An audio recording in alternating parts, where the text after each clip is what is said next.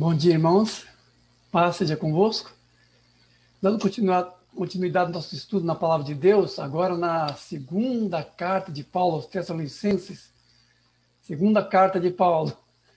Porque na primeira ele mencionou a segunda vinda de Cristo e aquilo trouxe uma certa confusão, um efeito contrário do que Paulo queria causar, na verdade. Nós vamos ler ali alguns dos efeitos, sobretudo a partir do capítulo 2. Então, Paulo escreve essa carta primariamente para corrigir as más impressões que surgiram entre os irmãos a partir daquela primeira carta e da menção da segunda vinda de Cristo. Ele vai escrever essa carta para esclarecer algumas coisas. Mas nesse primeiro capítulo, então, Paulo dá apenas uma pincelada geral naquilo que já é conteúdo da primeira carta. Então, aqui no versículo 1, capítulo 1, versículo 3 a 5, resumidamente, diz assim: Irmãos, cumpre-lhes sempre dar graças a Deus no tocante a vós outros, pois a vossa fé cresce sob maneira, e o vosso amor mútuo de uns para com os outros vai aumentando em todas as vossas perseguições e nas tribulações que suportais. Fé e amor mútuo. Então, Paulo, de novo, reitera aquele agradecimento a Deus que já aparece na primeira carta, por aquilo que é manifesto entre os Tessalonicenses como fé e como amor. Fé e amor mútuo, que é o real padrão de crescimento no Evangelho. Não existe crescimento no Evangelho que não resulte em amor mútuo. Se nós não estamos crescendo em amor, não estamos crescendo de fato. Não existe crescimento no Evangelho que não resulte em fé e em amor. Ou que não aprimore a fé juntamente com o amor uns para com os outros. Porque o composto geral da igreja, o composto geral daquilo que nos identifica como filhos de Deus, como discípulos, como servos de Jesus Cristo, é o composto de fé e de amor, de fé e de comunhão. E isso na convivência da igreja, que de novo e novamente, a questão dos desigrejados, das pessoas que acham que pode ser crente em casa, sem congregar, sem se reunir, sem celebrar com outros irmãos, é uma falsidade. Porque aquilo que o somos não apenas em nossa individualidade, mas também em nossa coletividade de irmãos como igreja. E o que somos e exercemos uns com os outros em amor mútuo, em dons espirituais, em padrões de autoedificação.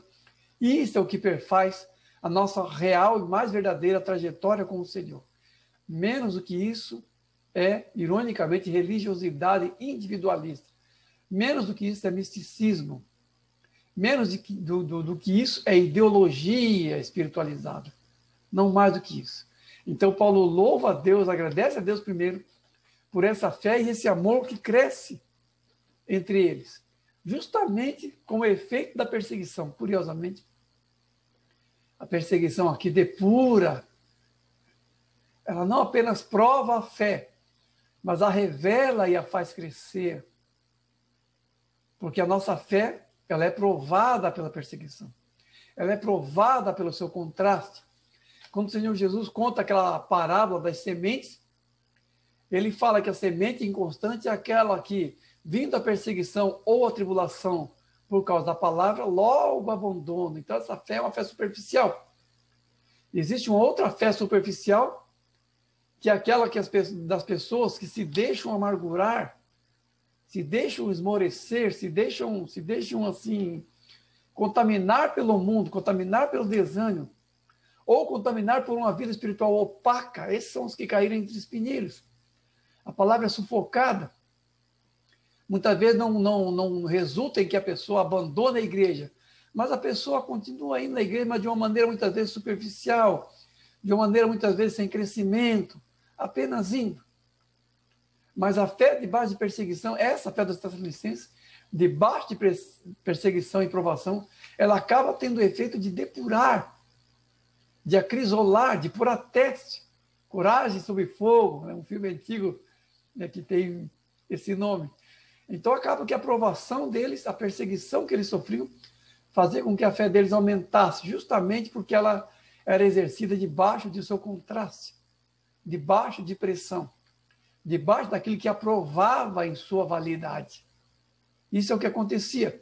Perseguição geralmente tem esse efeito. Quem já leu, quem não leu deveria ler história da igreja primitiva, não apenas da igreja apostólica, porque parte da narrativa temos no livro de Atos dos Apóstolos, mas também a igreja posterior, do século II, III e IV. E nós vimos ali como haver também uma depuração e um testemunho pleno da igreja naquele período, debaixo das perseguições dos imperadores romanos, a partir de Nero. Aqui, nesse contexto de Tessalonicenses, ainda eram as pressões dos judeus, que perseguiam a Paulo e, de certa forma, também perseguiam a igreja, sendo que Paulo mesmo perseguia a igreja, ele mesmo fala isso, a palavra de Deus revela, fala isso lá em Atos, que Paulo, antes de se converter, perseguia a igreja, assolava a igreja, a pessoa tinha até medo dele. Depois ele se converteu, se tornou essa bênção de perseguidor, se tornou perseguido. Então, com essa perseguição, a princípio dos judeus, a igreja era apurada e depurada. Depois, posteriormente, quando houve a perseguição ainda mais severa e mais abrangente do Império Romano, do Estado Romano, aí houve mortes, houve muitas mortes. Houve realmente martírios generalizados. Grandes multidões de crentes eram arrastados às arenas e mortos. Mas o efeito ainda era a mesma, a fé era depurada e a igreja crescia, ao ponto de Tertuliano dizer que o sangue dos mártires era a semente da igreja, porque através das perseguições a igreja crescia e aumentava. E Paulo está alegre com isso, Paulo glorifica a Deus em relação a essa firmeza dos Tessalonicenses, tendo a sua fé provada e aumentando em comunhão. E aqui usa até uma expressão interessante, que é sinal do reto juízo de Deus. Sinal do reto juízo de Deus. Justamente porque a igreja sendo perseguida, ela contrasta vivamente aquilo que ela é perante o mundo e aquilo que o mundo é perante ela. Tudo isso aos olhos de Deus, tudo isso debaixo daquilo que se revelará dos céus como juízo de Deus para pôr fim a todas essas coisas. Então a igreja debaixo de uma perseguição, ela é o sinal mais evidente daquilo que ela é perante o mundo e daquilo que o mundo é em seu curso, cooptado por seu príncipe, que é Satanás, aquele que cega o entendimento dos incrédulos para que não resplandeça a luz do evangelho. A igreja, então, insinua isso, ou demonstra isso em épocas de perseguição, mais do que em épocas de calmaria, porque, infelizmente, nós lemos também na própria história da igreja que, quando a igreja deixou de ser perseguida, houve assim, uma grande decadência, lá pelo século IV, quando Constantino assim, colocou a igreja em uma posição de vantagem. Constantino, até em algumas cabeças, Constantino tomou até o lugar da riqueza, né, como raiz de todos os males. Constantino é a raiz de todos os males. Não. Alguns processos de desvio e desfriamento vieram antes dele mesmo ainda, algumas questões que aconteciam na igreja, debaixo de perseguição, ou em períodos de relativa paz, a igreja criou alguns desvios, mas isso é outra história. O fato é que Paulo está alegre com isso, e essa igreja ela é um retrato fiel daquilo que se avizinha para o mundo pouco antes da segunda vinda de Cristo. Então aqui ele vai dizendo, porque de certa forma, o que Paulo vê nessa igreja de Tessalonicenses é um quadro anterior ao juízo. Nos versículos seguintes aqui, no versículo 6 a 10, ele diz isso. De fato, é justo para com Deus que lhe dê em paga tribulação aos que vos atribulam, e a vós outros que sois atribulados, alívio juntamente conosco, quando do céu se manifestar o Senhor Jesus, com os anjos de seu poder, em chama de fogo, tomando vingança contra os que não obedecem ao Evangelho. Quando do céu se manifestar, Jesus virá. O juízo de Deus virá sobre a humanidade. Essa não é uma mensagem do Novo Testamento. Desde o Antigo Testamento, a palavra de Deus revela que o Senhor virá e julgará a humanidade, que esse mundo terá um fim. Que esse período chamado séculos e gerações terá um fim chamado fim dos tempos. Isso é profetizado desde o Antigo Testamento. O fato é que o Senhor tem se demorado, tem exercido misericórdia, tem exercido paciência com a humanidade. E muitas vezes essa paciência de Deus acaba causando, assim, em muitos justos e em muitos pensadores seculares um entendimento errado. Pelo lado secular, por exemplo, temos a figura de Charles Baudelaire, um poeta francês, escritor de As Flores do Mal. Ele chegava a dizer que, se existe um Deus, ele é um demônio. Isso é uma palavra estranha. Esse Baudelaire também era da pá virada, mas assim, por causa do mal manifesto no mundo. Porque em um entendimento meramente secular, que não vê realmente o que aconteceu com esse mundo, que não reconhece ou não percebe que esse mundo não está no estado ideal, que o homem mesmo não está no estado ideal como criado por Deus ao princípio, vê o mal manifesto, vê o mal prevalente no mundo e acha realmente que se existe uma divindade, essa divindade é ruim, porque o que mais se vê no mundo é o mal manifesto. Mas mesmo dentre aqueles que reconhecem o Senhor, que reconhecem que esse mundo está debaixo do pecado, que reconhecem que o mal no mundo é cooptado por Satanás, juntamente com o pecado humano, com o egoísmo humano, que acaba sendo assim uma matéria-prima de moldagem desses sistemas corruptos do mundo. Mesmo pessoas que reconhecem essas realidades também às vezes são tomadas de desânimo por ver o mal triunfar. Em algumas passagens da Bíblia, como o Salmo 37, há um outro Salmo, se não me engano, 74, se não me engano, o Salmo de Asaf, onde se demonstra certa tristeza e certo abatimento pelo mal triunfante, pelos maus triunfarem no mundo. E o Salmo 37 diz: filho meu, não desanimes quando vê o mal triunfando, porque isso não vai acabar bem. Porque o juízo virá sobre esse mundo. O consolo do Senhor, tanto para Asaf quanto para o Davi, no Salmo 37, é que o juízo virá. Estava longe cronologicamente da época deles. Talvez esteja um pouco longe de nós não sabemos exatamente. Mas o fato é que essa demora acaba causando muitas vezes descrença. No mundo, acaba sendo assim como é que eu vou dizer assim, uma base para um niilismo, que é uma crença assim, de que não existe uma realidade fora desse mundo. Niilismo filosófico, a descrença de qualquer elemento metafísico, espiritual ou sobrenatural. Favorece essa crença. Por outro lado, lá na carta de Pedro também diz que pessoas virão nos últimos tempos e dirão: onde está a promessa da sua vinda? Porque desde que nossos pais morreram, o mundo é como é. Cadê? E Pedro também diz que é a misericórdia de Deus que dá esse tempo. Na verdade, as pessoas que falam isso são pessoas que não entendem que estão debaixo da misericórdia de Deus, porque antes que venha o juízo de Deus, o que se estabelece é a misericórdia. O que vem antes do juízo é justamente a misericórdia, mas as pessoas não percebem isso muitas vezes. Mas esse dia virá, quando do céu se manifestar o Senhor Jesus com os anjos do seu poder em chama de fogo. Do céu se manifestar. Por que do céu se manifestar? Porque a segunda vinda de Cristo será vista nos céus, virá com as nuvens, como diz lá nos evangelhos. Por isso que fala vindo com as nuvens do céu se manifestar, porque será visível, todo olho verá. Uma única vinda, visível, uma única vinda, que é a única vinda também que a Bíblia registra. Não existe, assim, biblicamente, uma vinda secreta, embora seja uma crença muito comum no meio evangélico, mas biblicamente não existe uma vinda secreta. O que existe é essa vinda com chama de fogo, ou seja, uma vinda visível com juízo para o mundo e para o sistema desse mundo. De diversas maneiras, esse juízo é narrado no Apocalipse de forma simbólica. O juízo contra a Babilônia, o juízo contra o sistema do mundo, a grande cidade, que se incendeia e pega fogo. E uma narrativa pictórica das pessoas que viviam ali, que se enriqueciam ali, que comercializavam até almas humanas naquele sistema. Tristes, assim, abatidos e lamentando sobre a ruína daquela grande cidade. E é a mesma cidade que espiritualmente se chama Sodoma e Egito, lá no mesmo Apocalipse, onde o seu Senhor foi crucificado, é onde as duas testemunhas dão o seu testemunho e são, por fim, martirizadas. As duas testemunhas que também, por sinal, são um símbolo da igreja.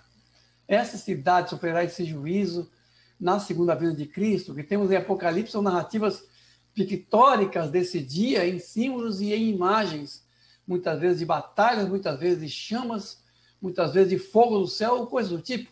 com trombetas e tudo mais. A palavra de Deus diz aqui, nós já lemos, que soará a trombeta no momento da segunda vinda de Cristo.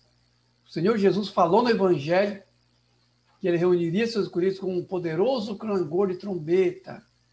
E aqui também, em Tessalonicenses, nós já lemos que a trombeta soará. Em Apocalipse diz que ao soar da sétima trombeta se cumprirá o mistério de Deus, conforme ele anunciou aos seus servos profetas. Tudo isso está nessa segunda vinda de Cristo, que virá com chama de fogo para juízo, não apenas para a redenção do seu povo, mas para o juízo de todos os rebeldes. Nós temos que entender que tanto a primeira quanto a segunda vinda de Cristo são completas em seus objetivos. Se na primeira vinda de Cristo, a redenção de tudo, redenção da humanidade, redenção do sistema, a redenção do mundo, da criação, aliás, foi assegurada, a segunda vinda de Cristo trará a concretização daquilo que foi ensejado na primeira, sendo, portanto, um evento completo e definitivo, tanto quanto foi a primeira vinda, em relação àquilo que é o seu propósito. E quando diz que ele virá com chama de fogo, é porque todos os rebeldes serão julgados nesse dia. Se não há detalhes em cada passagem, há detalhes em várias passagens. Passagens assim, vou dizer assim, não há um resumo exaustivo de tudo em uma única passagem, isso que eu quero dizer. Mas podemos ler que todos os fatos escatológicos acontecem nesse mesmo dia. Na segunda carta de Pedro, por exemplo, no capítulo 13, versículo 10 em diante, ou ali, lendo todo o capítulo 13 de Pedro, segunda carta de Pedro, fala que esse dia, que virá também como ladrão de noite, portanto não é um dia secreto, é um dia em que haverá também um poderoso estrépito, em que o Senhor virá com chama de fogo, também menciona as chamas do juízo, que atingirão não apenas assim os perversos no seu juízo, no seu julgar, mas a própria criação, porque os elementos se desfarão abrasados. Está lá em 2 Pedro 3,10. E os novos céus e nova terra aparecerão. Tudo isso na segunda vinda de Cristo. Poderoso estrépito, trombeta, fogo, chama de vingança. Tudo isso na segunda vinda de Cristo. Sem fases ou etapas.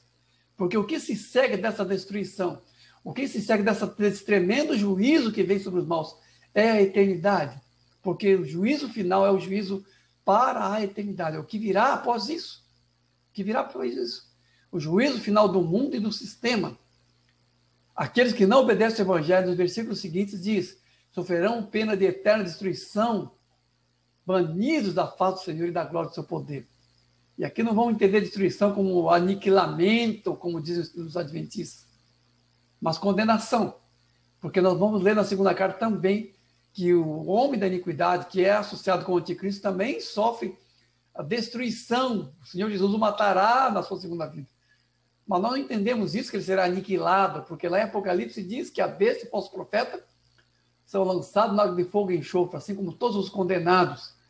E ali sofrerão pena de eterno juízo, de eterna condenação, atormentados de dia e de noite pelos séculos dos séculos. Sofrimento eterno, na verdade. É uma palavra terrível, mas é o que a palavra de Deus diz.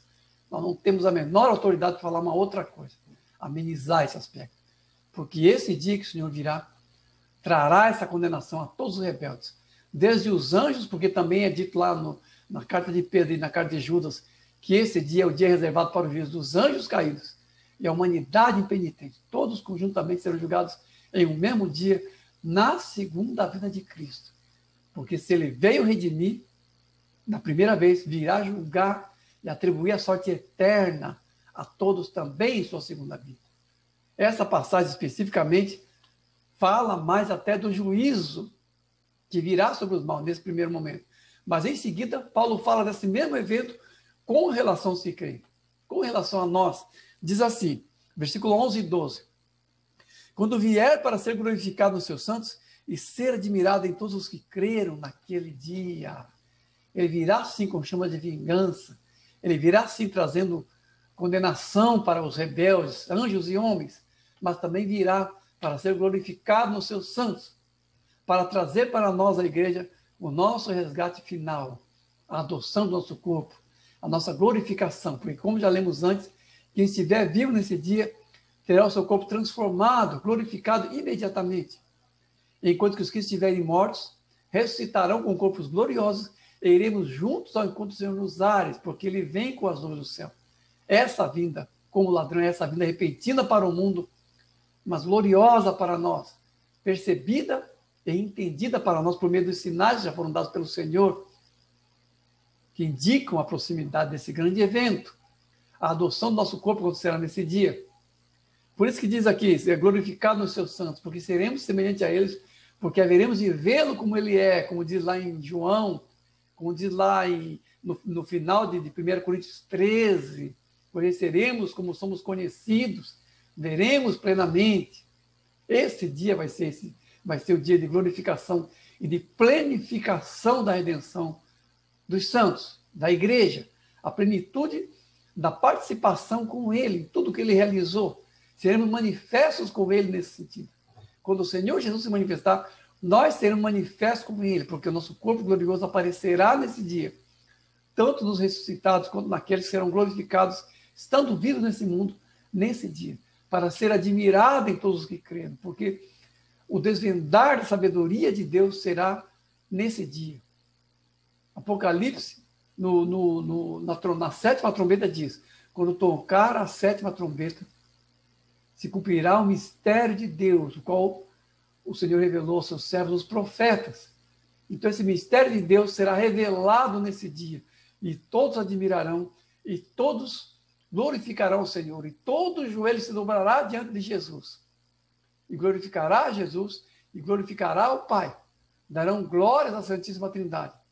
E quando fala todo joelho se dobrará, diz todo o joelho. Aqui fala especificamente dos santos, porque os santos estarão associados a essa glória.